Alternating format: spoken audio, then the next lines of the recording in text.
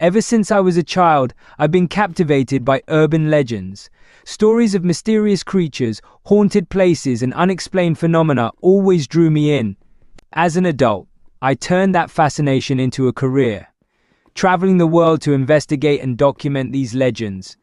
It was a dream job, but I never expected that one particular investigation would blur the line between myth and reality in such a chilling way. It all began with a cryptic email from an anonymous sender. The message was simple: if you seek the truth behind the world's most famous urban legends, meet me in New Orleans. Attached was a single address and a date. Intrigued, I booked a flight to Louisiana.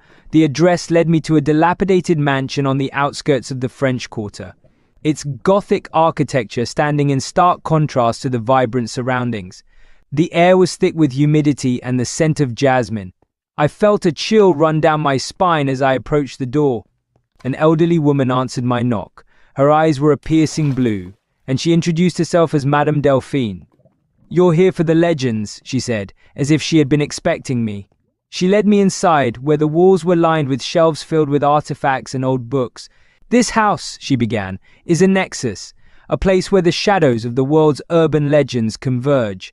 I have spent my life collecting these stories, and now I pass them on to you." She handed me a worn leather journal. I opened it to the first page, which contained an illustration of a strange creature, half man, half beast. "The Beast of Gévaudan," Madame Delphine explained. "A fearsome creature that terrorized the French countryside in the 18th century. They say it was a werewolf, a spirit of vengeance." As I read, I felt a strange sensation, as if the room had grown darker. Madame Delphine continued, "Each story in this journal is connected to a relic in this house. The legends are more than just tales, they have power, and now you must see for yourself." She led me to a room at the back of the mansion.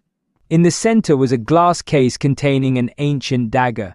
"This is from Japan," she said, "believed to have been used by the Kuchisakona, the slit-mouthed woman. They say she still roams the streets, asking passers-by if they think she's beautiful. If they answer incorrectly, she reveals her mutilated face and attacks." As I stared at the dagger, I could almost hear whispers in the air. Madame Delphine guided me to another exhibit, a pair of weathered shoes. These belong to the vanishing hitchhiker, a ghostly figure who appears on lonely roads, asking for a ride only to disappear without a trace. Each artifact was tied to a legend I had heard of but never believed in. The Jersey Devil, the Chupacabra, La Llorona, the journal detailed them all, with accompanying relics that seemed to hum with an eerie energy. The final exhibit was a mirror, covered with a black cloth. Madame Delphine hesitated before revealing it. "This mirror is said to summon Bloody Mary. Legend has it if you say her name 3 times, she appears. But be warned, once you see her, she never leaves you." I couldn't resist. I had to know if these legends were real. I stood before the mirror, my reflection staring back at me. Taking a deep breath, I whispered, "Bloody Mary, Bloody Mary, Bloody Mary." For a moment, nothing happened. Then, the air grew cold, and a figure began to form in the mirror. A woman with long dark hair and hollow eyes. She reached out, her hand pressing against the glass. I stumbled back, my heart pounding in my chest. Madame Delphine's voice was calm. "Now you understand. These legends are not just stories. They are shadows that inhabit our world, and you have brought them to life." I fled the mansion that night, the journal clutched tightly in my hands. I returned home, but the legends followed me. Shadows moved in the corners of my vision, whispers filled the silence.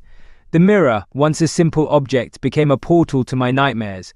I tried to rid myself of the journal, but it always found its way back to me. The legends were now a part of my life, their shadows forever entwined with mine.